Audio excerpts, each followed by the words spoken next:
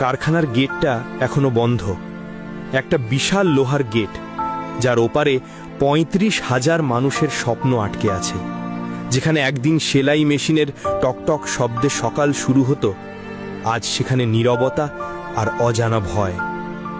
সেই নীরবতার মাঝেই একটা ছোট ছেলে মায়ের হাত ধরে দাঁড়িয়ে আছে। ওর বাবা এই কারখানাতেই কাজ করে। বেতনটা যখন বাড়ল, ছেলেটির বাবা হাসি মুখে বলেছিল, এবার আমার ছেলেটাকে স্কুলে ভর্তি করব, কষ্টটা শেষ। কিন্তু কে জানতো সেই হাসি বেশি দিন টিকবে না।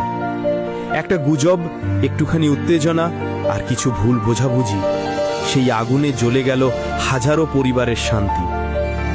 14 অক্টোবরের সকালটা ছিল অন্য দিনের মতোই। ম্যানেজমেন্টের ভাইয়েরা গেটের সামনে দাঁড়িয়ে সবাইকে বলছিলেন, ভাইয়েরা কাজে ঢুকে পড়েন, সব দাবি মেনে নেওয়া হয়েছে। কিন্তু তখনও কেউ জানতো না, দূরে দাঁড়ানো কয়েকজন দুষ্কৃতকারী একটা ভয়াবহ নাটকের সূচনা করছে। একটা কথার জবাবে একটা ধাক্কা, একটা ধাক্কার জবাবে কয়েকটা ঘুষি, তারপর আগুনের মতো ছড়িয়ে গেল বিশৃঙ্খলা। মানুষ মানুষকে মারছে, কেউ জানে না কে কার ভাই। আর তখনই গুজব ছড়িয়ে পড়ল, 2জন মহিলা মারা গেছে, ম্যানেজমেন্ট মারছে শ্রমিকদের। সেই গুজবের আগুনে জ্বলে গেল শান্তি।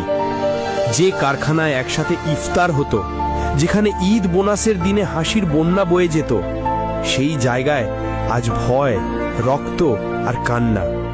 কেউ বুঝল না, ম্যানেজমেন্টের ভাইরাও তো মানুষ, তারাও তো কারো বাবা, কারো ভাই, কারো সন্তান। তারা তো চেয়েছিল কোম্পানিটা চলুক, সবাই বেতন পাক, সবার ঘরে খাবার উঠুক। তবু কেন এমন হলো? কেন একটু ধৈর্য, একটু বোঝাপড়া, একটু বিশ্বাস হারিয়ে গেল? আজ ৩৫,০০০ শ্রমিকের পরিবার অন্ধকারে। কারো ঘরে 2 দিন পরে চুলা জ্বলবে না, কারো বাচ্চা বলে উঠবে, মা ভাত কই? কেউ দোয়া করে, কেউ কাঁদে, কেউ গেটের দিকে তাকিয়ে থাকে, যেন আজই দরজাটা খুলে যাবে। একজন বৃদ্ধ শ্রমিক নীরবে বসে কোরআন পড়ছিলেন, তার চোখে জল, ঠোঁটে দোয়া। আল্লাহ, আমরা সবাই পেটের দায় কাজ করতাম, আমাদের ভুলগুলো ক্ষমা করে দাও। যে কারখানায় আমরা জীবনের আলো দেখতাম, আপনি নিজ হাতে সেই দরজাটা আবার খুলে দিন। তার পাশে বসে তরুণ এক ম্যানেজার, যিনি গতকাল পর্যন্ত আহত অবস্থায় ছিলেন, ধীরে বললেন, ভাই, আমি ওদের দোষ দিচ্ছি না, ওরাও আমাদের ভাই, গুজবে ভুল করেছে, কিন্তু ওরা খারাপ না। তার চোখে অশ্রু, কণ্ঠ কাঁপে, আমরা সবাই মানুষ, সবাই একই টেবিলের রুটি খাই।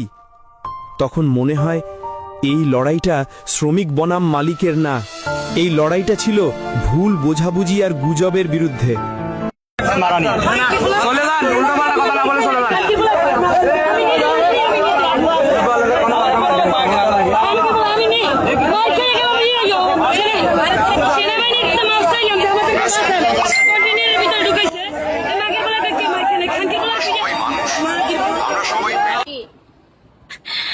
মানে আমাকে টান দিয়ে বলতেছে, তুমি কি কাজ করবো? আমি বলে কাজ করবো।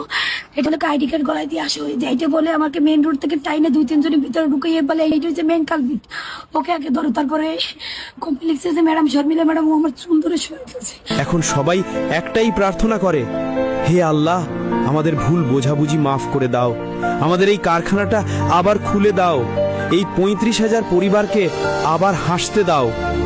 কারণ তারা জানে, যখন মেশিনের শব্দ আবার গর্জে উঠবে, তখন হাজারো মা হাসবে, অনেকের মুখে আবার শান্তির ছায়া পড়বে, আর এই শহরের আকাশে আবার ভেসে উঠবে সেলাই মেশিনের টক টক শব্দ, যা হবে মানবতার সুর। হে আল্লাহ, আমাদের মনগুলো এক করে দাও, শ্রমিক মালিক একসাথে যেন ভালোবাসার বোঝাপড়ায় কাজ করতে পারে। এই ফ্যাক্টরির দরজাটা আবার খুলে দাও, যেন ৩৫,০০০ ঘরে আলো ফিরে আসে। আমাদেরকে গুজব থেকে বাঁচাও, বিভেদ থেকে রক্ষা করো। আর আমাদের মাঝে বিভেদ সৃষ্টিকারী হিংস্র হায়নার দলকে বলছি, এখনো সময় আছে, তোরা তোদের নর্দমায় ফিরে যা, যেখানে তুই নামহীন বেজন্মা হিসেবে জন্মেছিলি। তোরা ওখানেই থাক, ওখানেই তোদের মৃত্যু হোক, তবেই আমরা শান্তিতে বাঁচতে পারবো।